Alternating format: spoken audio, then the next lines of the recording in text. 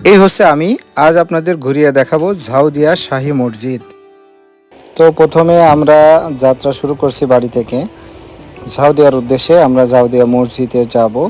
হয়তো সেখানে যেতে যেতে জোহরের আজান হয়ে যাবে। নামাজটা ওখানে শেষ করে তারপরে আপনাদের ঘুরিয়ে দেখাবো ঝাউদিয়া শাহী মসজিদের চতুর্দিকে এবং তুলে ধরবো এর সংক্ষিপ্ত ইতিহাস সম্পর্কে।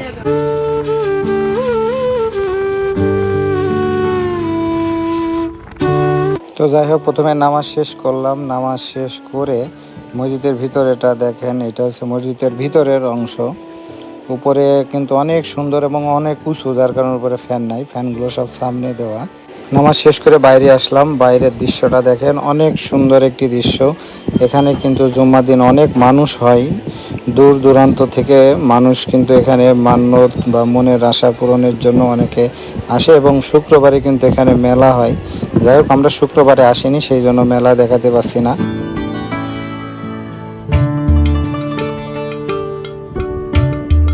ঝাউদিয়া শাহী মসজিদ কুষ্টিয়া জেলায় ঝাউদিয়া ইউনিয়নে অবস্থিত।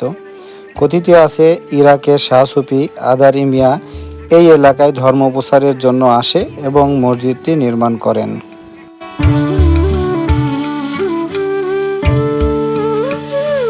তো এখানে অনেকটা সময় দিলাম এবং চারিদিকে ঘুরে দেখলাম, অনেক ভালো লাগছে।